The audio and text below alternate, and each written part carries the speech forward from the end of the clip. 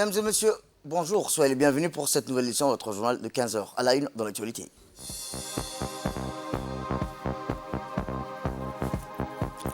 À la une dans l'actualité nationale, mobilisation des fonds pour un avenir inclusif et prospère entre le ministère des Affaires sociales et le ministère de l'économie et des finances.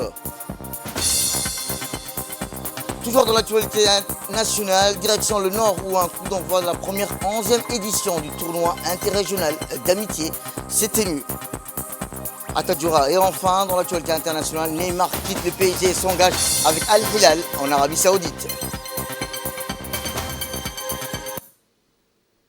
C'était le titre. Merci à si vous le rejoignez.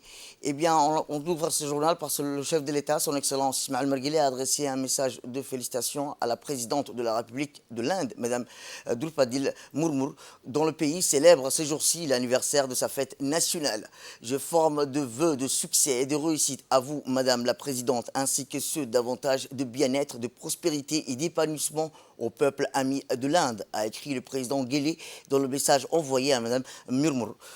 La célébration de la fête nationale offre autant plus une occasion propice à l'Indienne pour manifester sa fierté qu'elle a depuis longtemps accédé à un développement durable, irréversible, a écrit le président Guélé. Soyez sûre, Madame la Présidente, que vous trouverez toujours auprès du peuple et du gouvernement de Djibouti tout le concours nécessaire au renforcement des relations d'amitié et de coopération entre nos deux nations, a-t-il poursuivi, réitérant ses meilleurs vœux à l'ensemble du peuple ami de l'Inde.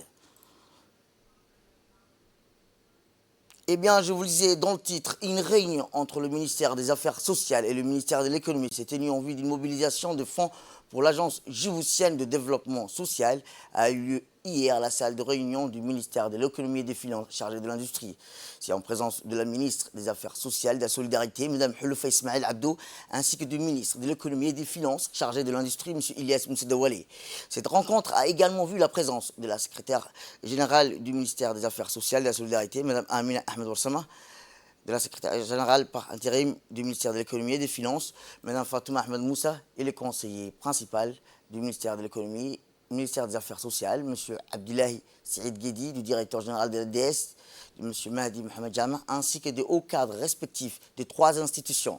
À l'occasion de cette réunion de présentation des nouveaux projets en vue d'une mobilisation des fonds pour leur réalisation de l'Agence djiboutienne de développement social, qui a eu l'honneur de présenter ces réalisations ainsi que les perspectives en matière de développement et d'inclusion régionale.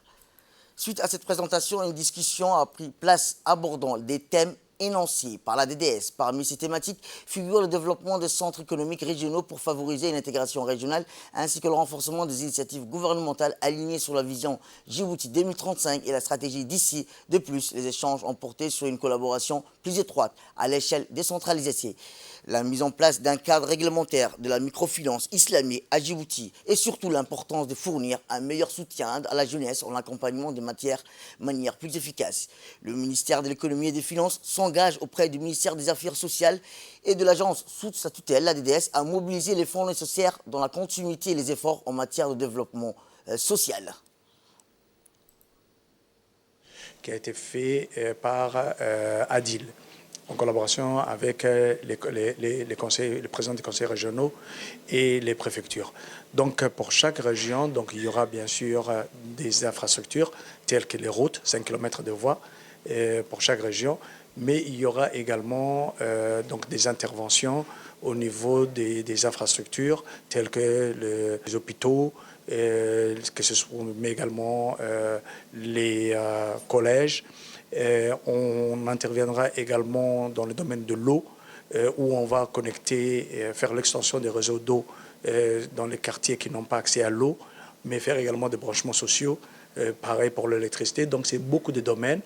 Et comme tous nos projets, c'est des projets intégrés, donc il y a la partie sociale également, qui consiste à mettre en place un fonds pour la création d'activités génératrices de revenus, à la fois pour les jeunes et les femmes. Eh bien, comme je vous disais, cette réunion a offert une plateforme pour discuter des opportunités de partenariat et de collaboration et d'investissement dans les initiatives futures du ministère des Affaires sociales et de l'agence sous sa tutelle, la DDS, ainsi que dans les voies et moyens de renforcer l'autonomie des populations vulnérables de Djibouti. Écoutons la ministre des Affaires sociales. Cette réunion de concertation, se concerter sur les financements complémentaires que nous devons apporter dans la lutte contre la pauvreté. Donc, comme vous savez, dans son mandat, le ministère de l'économie doit être déjà lui-même convaincu des projets de développement sociaux que nous menons pour qu'ils puissent justement convaincre les partenaires en complément de ce que nous apportons dans le cadre de la lutte contre la pauvreté au niveau interne, c'est-à-dire en complément du FSN. Il faut également mobiliser les partenaires et il faudrait convaincre les partenaires sur le développement social que nous menons. Et donc, cette réunion intra-djiboutien était d'abord essentielle pour que nous puissions échanger les avis avec le ministère de l'économie et des finances, les convaincre sur les projets que nous venons mener autant au ministère des Affaires sociales et des Solidarités que de son agence d'exécution qui est la DDS. Aujourd'hui, c'est vraiment une occasion inouïe et une grande chance que nous avons d'avoir pu partager pendant quelques heures tous les projets de développement, les prioriser également. Nous avons pu les prioriser, mettre en avant les priorités pour que le ministre de l'économie puisse mener une plaidoirie qui puisse être priorisée selon le besoin et comme il l'avait dit tantôt par rapport à la feuille de route que le président de la République a tracée et par rapport également aux besoins. Comme vous le savez, nous menons toujours des tournées dans les régions de l'intérieur pour récolter les doléances de nos concitoyens, pour voir au plus près ce que nos concitoyens ont besoin dans les milieux les plus éloignés. Bien sûr, les besoins ne sont pas uniformes, elles sont diverses et chacun par rapport à la situation géographique de là où il se situe. Mais également, le ministère de l'économie et des finances, pendant 3-4 jours, a mené des réunions de concertation avec les régions de l'intérieur, les préfets et les conseils régionaux pour que tout ça, ça soit pensé d'une manière uniforme, ça soit harmonisé et pour que nous puissions répondre au mieux aux besoins de la population. Donc, beaucoup de sujets ont été abordés, les infrastructures sociaux de base concernant l'éducation, la santé, les transferts monétaires, dans beaucoup de domaines, mais également et essentiellement, la question qui revient toujours, c'est la sortie de pauvreté et l'autonomisation de nos populations. Et donc, au cœur de tout ça était l'inclusion productive et la microfinance, autant islamique que conventionnelle. Donc, ces échanges nous ont permis de mieux voir et ont permis également au ministre de l'économie et des finances de mieux voir nos réalisations et également nos projections dans le futur, Inch'Allah. Autre actualité dans ce 15 heures, c'est aussi une cérémonie qui s'est tenue aujourd'hui à la Tour internationale de Djibouti située au PK23 pour lancer le centre d'exposition de commerce électronique transfrontalier Liu Cheng Manufacture. L'événement a été suivi par le président de l'autorité des ports, Adizan France, M. Aboubakar Omar Hadi, et des représentants du gouvernement municipal des entreprises de Liu Cheng. Liu Cheng est une ville de Chine dotée d'un secteur manufacturier solide. Son commerce avec l'Afrique s'est élevé à plus de 1,22 milliard de dollars en 2022, soit 13% de son commerce total. Plus de 370 entreprises de Liu Cheng ont constamment renforcé leur coopération avec l'Afrique, couvrant plus de 1000 produits. Le centre servira de plateforme aux entreprises de Liu Cheng pour présenter leurs produits aux acheteurs et il fournira également un soutien au commerce électronique transfrontalier. Le lancement du centre est une étape importante dans la coopération entre la Chine et Djibouti et c'est un signe des liens économiques croissants entre les deux pays. C'est un coup de pouce pour les ambitions de Djibouti de devenir une plaque tournante régionale pour la fabrication. C'est un développement positif pour la Chine et Djibouti et un signe de lien économique croissant dans les deux pays. Et c'est un coup de pouce pour les ambitions de Djibouti de devenir cette plaque tournante régionale pour la fabrication. M. Liu Weikang, un représentant du gouvernement municipal de Liu Cheng, a déclaré que le centre d'exposition aidera les entreprises de Liu Cheng à mieux comprendre le marché africain et développer leur exportation vers l'Afrique. Il a également déclaré que le centre créera plus d'opportunités économiques pour Liu Cheng à Djibouti. Le président de l'autorité des ports et des Anfroches, M. Aboubakar Omar Hadi, a déclaré dans son discours que le centre d'exposition offrira aux entreprises de Liu Cheng une plateforme pour présenter leurs produits aux acheteurs, qu'il soutiendra également le commerce électronique transfrontalier. Cela, a-t-il dit, aidera les entreprises de Liu Cheng à mieux comprendre le marché africain, à développer leur exportation vers l'Afrique. M. Hadi a également dit que qui s'engagerait plutôt à fournir des environnements commerciaux de qualité supérieure et des canaux commerciaux pratiques aux entreprises du monde entier. Il a convaincu que le centre d'exposition sera un atout précieux pour Liu Cheng et Djibouti s'est réjoui de travailler avec ses partenaires pour en faire un succès. Et bien après la cérémonie de lancement, une exposition des produits Liu Cheng a eu lieu dans le centre d'exposition. L'exposition a présenté une grande variété de produits liés au Tchang, notamment des tôles d'acier, des produits chimiques, des matériaux de construction, des produits en alliage, aluminium, des autobus, et a été fréquenté par les entreprises des consommateurs djiboutiens qui a suscité un grand intérêt pour les produits liés au Tchang. L'exposition est une excellente occasion pour les entreprises de Liu Cheng de présenter leurs produits aux acheteurs. Elle a également permis aux entreprises et aux consommateurs djiboutiens d'en apprendre davantage sur le secteur manufacturier de Liu Cheng. C'est un signe positif pour l'avenir de la coopération économique entre Liu Cheng et la République de Djibouti.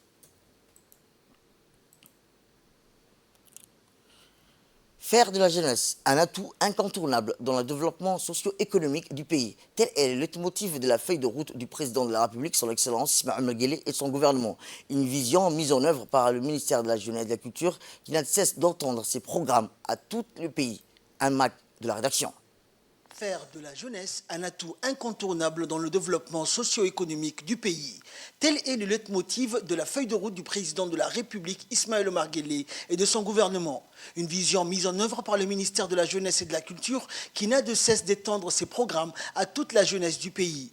En effet, ces différentes actions du MJC se traduisent par l'appui et le soutien aux multiples initiatives émanant de la jeunesse djiboutienne. C'est ainsi que, répondant à l'appel de l'ONG Eva Dadailou, le ministère de la Jeunesse et de la Culture a fait de cet événement une réalité. Un événement qui rassemble la jeunesse des 5 régions de l'intérieur. Et c'est dans l'après-midi de la journée du mardi 15 août que les différentes délégations des régions se sont retrouvées au niveau du PK9 pour un départ groupé vers Adailou. Sur place, notre équipe de reportage assurant la couverture médiatique de cet événement régional et national a recueilli pour nous les sentiments des chefs des différentes délégations. تحرنا اللي جيتمنا بكناف كني بكناف الكهنة النمو تساقنا عدالولو تكهتن ترنوكني كهجنا ماي توعدنا تقولش. Le sous-directeur régional de Tadjoura, Ibrahim Mohamed Adlaou, a indiqué donc qu'ils étaient à Adailou pour prendre part à la 11e édition du tournoi interrégional d'amitié. Il est le chef de la délégation de Tadjoura. Ils se rendent donc à Adailou pour participer aux différentes compétitions et rencontres dans le cadre de ce tournoi. Les équipes participantes viennent de toutes les régions de Tadjoura et sont prêtes à relever tous les défis et remporter le plus de trophées. À présent, nous attendons Dikil a-t-il déclaré et nous comptons tous nous diriger vers Adailou. Le sous-directeur régional de Tadjoura pour le compte du ministère de la Jeunesse et de la Culture a remercié tout particulièrement la ministre de la Jeunesse et de la Culture, Dr Ibo Moumin Assoué, pour tout son soutien et le président de l'ONG Eva Ahmed Mohamed Ali pour l'organisation de ce tournoi. Rendez-vous à Adailou. Actuellement, nous sommes à Tadjoura, plus particulièrement à PK9. On se dirige vers Adailou pour participer à la 11e édition du tournoi interrégional d'amitié d'Adailou organisé par l'ONG EVA avec l'étroite collaboration du ministère de la Jeunesse et de la Culture. De son côté, le sous-directeur régional d'Obok au MJC, Kamil Dini Mohamed, a indiqué, je cite, « Nous sommes à Tadjoura pour prendre part au tournoi d'amitié organisé par Eva. J'aimerais remercier sincèrement Eva pour toute l'initiative de ce tournoi qui nous rassemble tous aujourd'hui. C'est un événement fédérateur qui, sans nul doute, rapprochera les jeunes des 5 régions du pays. Ces jeunes se connaîtront désormais et ce genre d'événement permet de renforcer la cohésion sociale. Et le sous-directeur régional d'Ali Sabié, Hassan Ahmed Elmi, je me trouve actuellement dans ma 2e région, Tadjoura. Nous sommes arrivés en paix et avec la joie au cœur. Je suis le chef de la délégation d'Ali Sabié. Les jeunes étaient impatients d'arriver à Tadjoura. Pour certains d'entre eux, c'est la première fois qu'ils viennent ici. Ce tournoi est une aubaine pour ces jeunes de se connaître, d'échanger leurs coordonnées. Ce genre de rencontre restera gravé dans leur mémoire. Il se peut même que ces jeunes qui vont concourir durant ce tournoi soient un jour les leaders de ce pays. Je remercie enfin le ministère de la Jeunesse et de la Culture pour cette belle organisation. Aussitôt parti, le convoi, composé d'une 15aine de véhicules tout-terrain et escorté par les éléments de la gendarmerie nationale, section sécurité routière, a pris la direction du village estival de Ronda. 35 km séparent la ville de Tadjoura du village de Ronda. Une occasion pour ceux qui n'ont pas encore eu la chance de connaître ces belles régions montagneuses d'en prendre plein les yeux.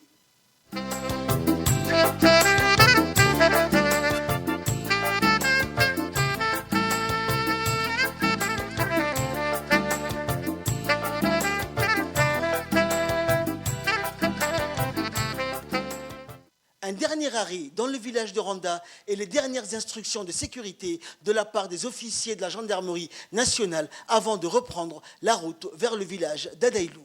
Une trentaine de kilomètres avant encore de rejoindre la sous-préfecture d'Adaïlou, qui abritera du 15 au 19 août prochain la 11e édition du tournoi interrégional d'amitié. Et la transition de la route flambant neuve Tadjoura-Balho vers la piste rocailleuse réhabilitée s'est faite de façon naturelle.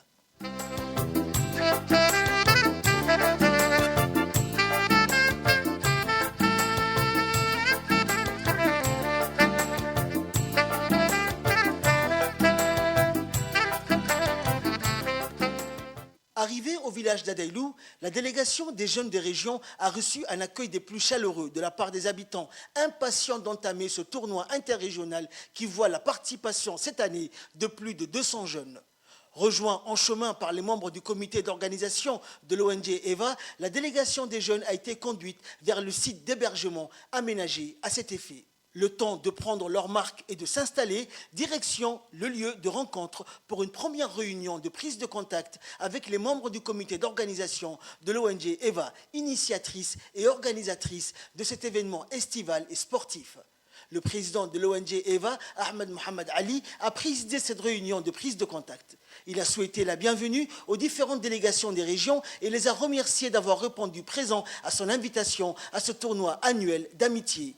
Il a aussi rappelé l'importance de se retrouver entre jeunes des régions, la cohésion sociale, l'unité et le respect des uns des autres, mais aussi et surtout les règles à respecter scrupuleusement durant ce tournoi, comme la discipline, la rigueur, la bonne entente et le fair play. À l'issue de cette réunion et après avoir fait connaissance, l'Assemblée a procédé au tirage au sort pour déterminer quelle équipe affrontera quelle formation lors du coup d'envoi de ce tournoi interrégional de l'amitié qui sera donné dans la journée de jeudi 16 août à Adaïlou. Un événement important et symbolique à plus d'un titre qui nous permet de nous rappeler que l'unité, la solidarité, l'amour de son prochain et de sa patrie sont les valeurs qui nous permettent d'adhérer à la vision éclairée du président de la République qui tend vers un développement socio-économique durable en misant gros sur la jeunesse, fer de lance de sa politique.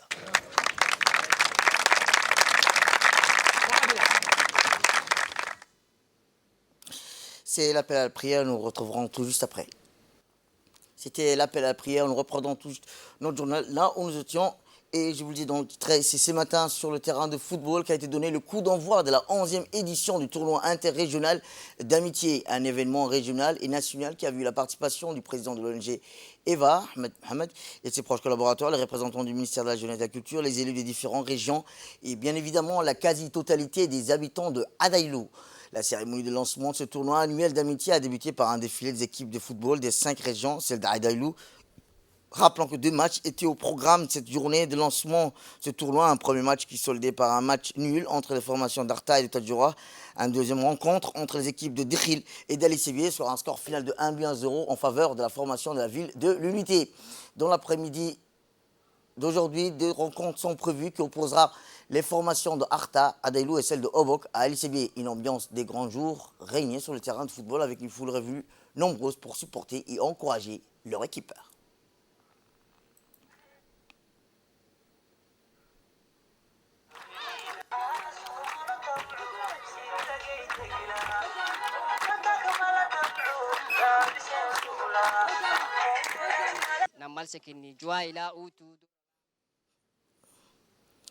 Eh bien, durant ces rencontres, nous avons interviewé les responsables présents et les membres des équipes. Écoutons-les. Et nous reviendrons tout juste après notre journal ou bien les finales de la 2e édition du Jeux d'été se sont également finalement tenues dans les régions de ces localités périphériques avec pour bilan la satisfaction de ces programmes portés par le secrétaire d'État chargé des sports en collaboration avec la sous-direction régionale, les associations organisatrices régionales ou les zones rurales poursuit un objectif général, garantir leur accessibilité au plus grand nombre de populations, leur pratique toute l'étendue du territoire national. Tous deux qui est Paris réussi à notre institution au même titre que les autres localités. La localité de Dora a accueilli le terrain de football, annexe plateforme sportive. Cette zone, la finale du sport roi, le football, qui a opposé l'équipe de Dora à la formation double qui a remporté le derby 2-0 face à une équipe enchantée et enthousiaste. Cette finale significative par sa qualité, émulation collective publique, a rassemblé les folklores des sports en mettant les épreuves comme le handball filles, le football et la danse folklorique. L'événement a eu lieu en présence du sous-préfet de Doram, M. Abdullah Kamil, le directeur général adjoint de l'ANPS, du directeur des régions par intérim, du directeur des complexes des formations sportives.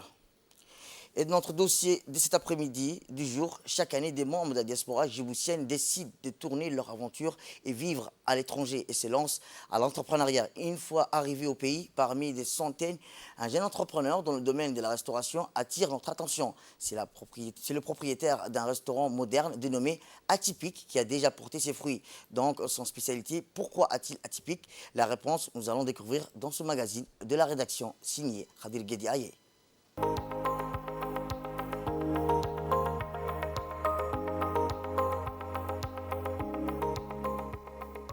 Les retours à Djibouti des membres de la diaspora djiboutienne, notamment les jeunes entrepreneurs, sont encouragés par les nombreuses opportunités d'investissement et d'innovation disponibles sur le plan local.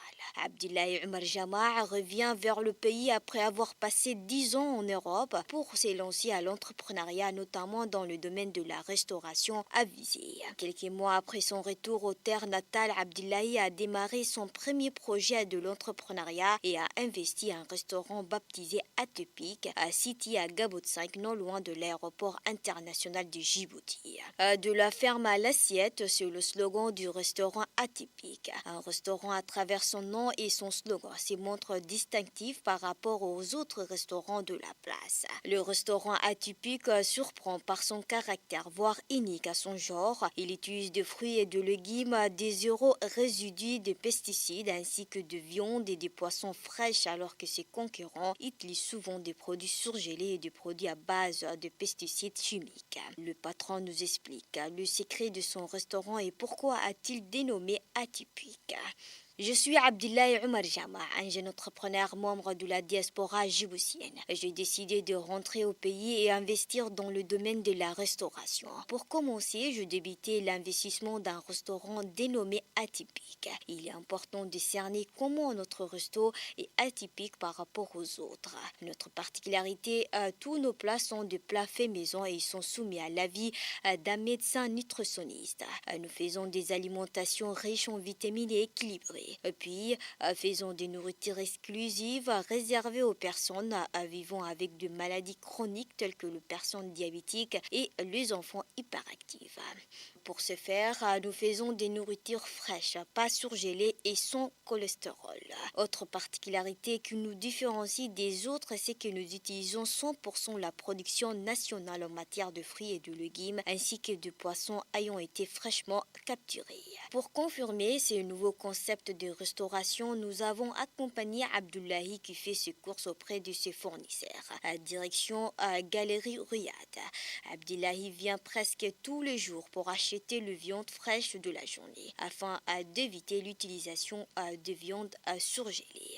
Dans sa journée, le patron du restaurant Atypique passe le va-et-vient entre ses différents fournisseurs pour mettre dans son assiette des produits dont il connaît sa qualité et son origine. Après le marché Riyad, maintenant nous allons nous diriger au site du pays pour se rendre aux fermes afin d'acquérir des fruits et de légumes fraîches. Nous sommes arrivés dans le grand jardin de Omar Bouh, situé dans la localité de Hil Balaye, qui se trouve à seulement de 4 km du village de Ouéa pour récupérer la commande de la semaine.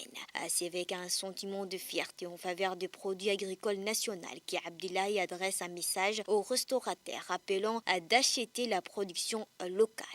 Cette fois-ci, je suis venu dans le secteur Arta Ouéa pour faire ma course en matière de fruits et de légumes. Vous pouvez le distinguer vous-même, les agriculteurs produisent des fruits et de légumes de qualité. Et à cette occasion, j'appelle tous les restaurateurs d'acheter la production locale parce qu'en achetant leur production, nous sommes en train de les soutenir pour qu'ils produisent beaucoup plus. Avec ce nouveau concept de restauration, le restaurant s'est fait démarquer aux autres restaurants de la place. Et pour nous en parler plus, nous avons sur le plateau Ali Moussa. Bonjour Ali Moussa. Bonjour Samata. Eh bien, que peut-on retenir de ce reportage qu'on vient de voir? C'est une aventure entrepreneuriale qui a su piquer notre curiosité, un récit qui met en lumière un jeune entrepreneur issu de la diaspora djiboutienne, revenu dans son pays natal avec une vision audacieuse, la création d'un restaurant à l'essence unique et singulier. Laissez-moi vous présenter les protagonistes de cette saga inspirante, Abdillahi. Diplômé en droit du travail, ce jeune esprit a choisi de mettre de côté les sentiers balisés pour se plonger tête la première dans l'univers de la restauration. Et pourquoi? Parce qu'entreprendre, mes amis, ce n'est pas seulement un choix, c'est une passion qui vous emporte au-delà des frontières de votre expertise initiale. Tout comme Abdillahi, les vaillants juristes, nous avons la chance d'apprendre quelques leçons essentielles de ces reportages.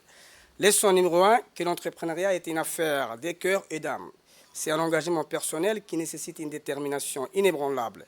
Abdillahi incarne cet esprit en se lançant dans un domaine où il n'était pas prédestiné. Un exemple édifiant pour la jeunesse djiboutienne, montrant qu'avec une volonté ferme, tout rêve peut être porté à la réalité. Seconde leçon à graver dans nos esprits, que la clé réside dans la présentation d'un projet à la fois lucratif et novateur. Abdillahi a osé braver les eaux tumultueuses de la restauration, un univers compétitif, mais il a pivoté avec intelligence.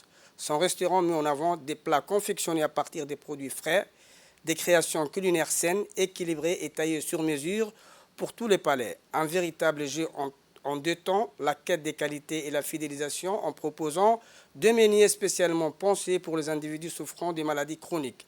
Enfin, la troisième leçon qui s'inscrit dans cette épopée, la fierté des produits agricoles de haute qualité que nous possédons. Les reportages nous dévoilent une réalité riche en ressources agricoles, une opportunité dont Abdillahi a su judicieusement profiter.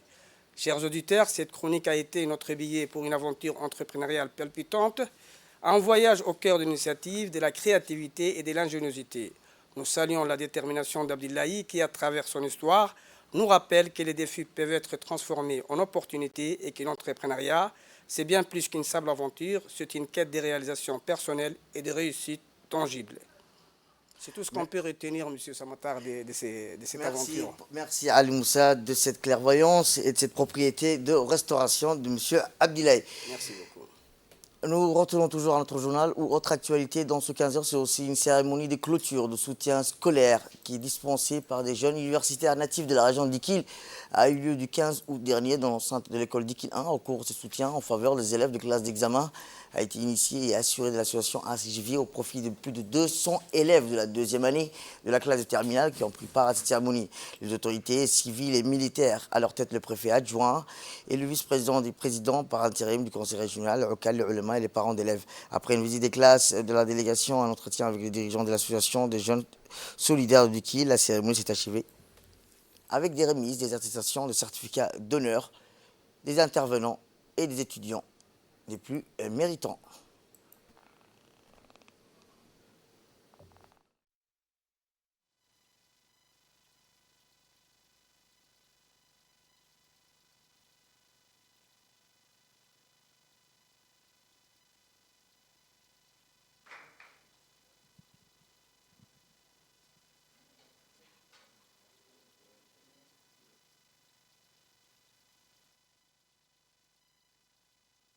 On s'est regroupés aujourd'hui pour également fêter à la clôture du cérémonie du long travail de cours soutien solitaire pour le jeune du Kilois.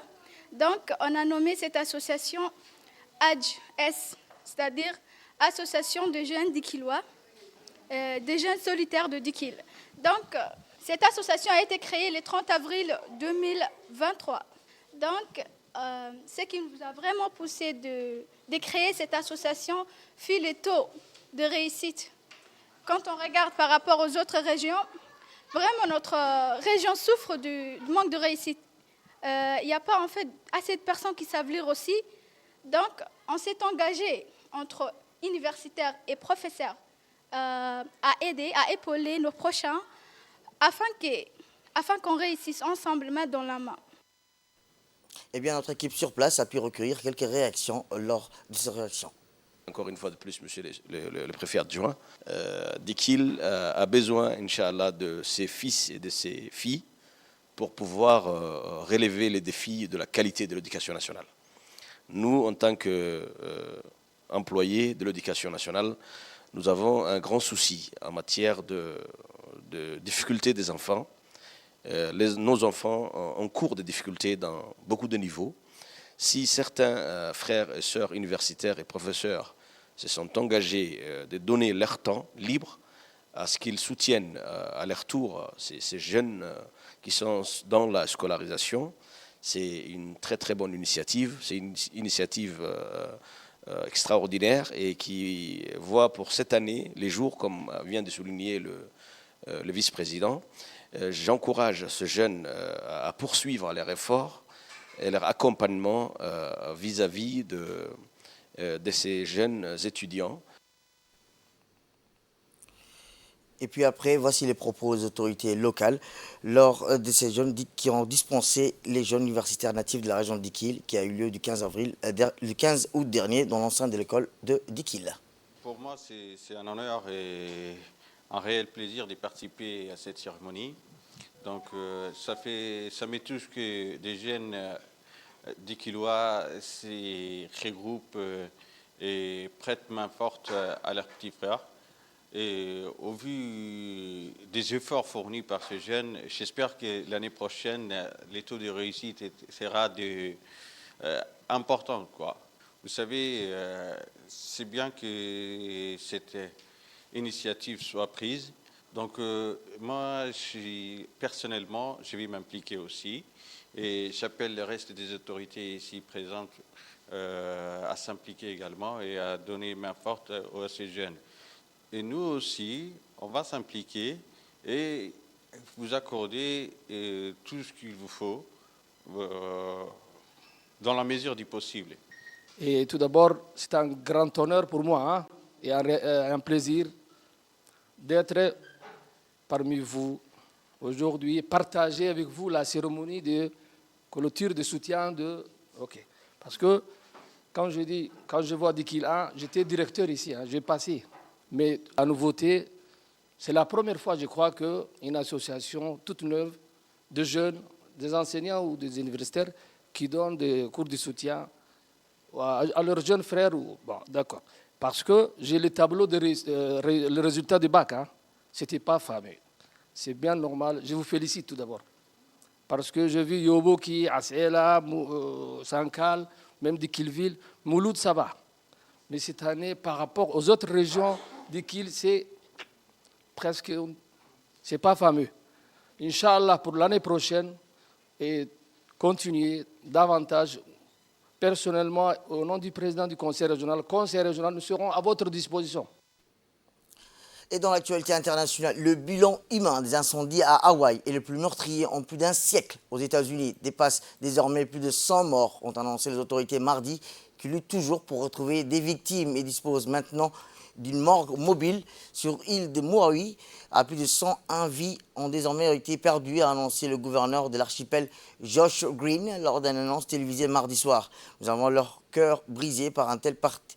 Les secouristes et chiens renifleurs qui fouillent les décombres de la ville de Lahaina, quasiment rasée par les flammes à l'île de Maui, ont encore beaucoup de terrain à couvrir. Ils n'ont examiné que peu plus d'un quart de la zone, a-t-il précisé. Les autorités craignent que les nombreux morts ne s'alourdissent considérablement, ont déjà averti qu'il pourrait doubler. Des centaines de personnes sont encore portées disparues. Parmi elles, certaines sont progressivement localisées par leurs proches à mesure que les communications se rétablissent sur l'île de Maui. C'est la fin de cette édition. Merci à vous de nous avoir suivis. Restez avec nous pour suivre nos programmes télévisés.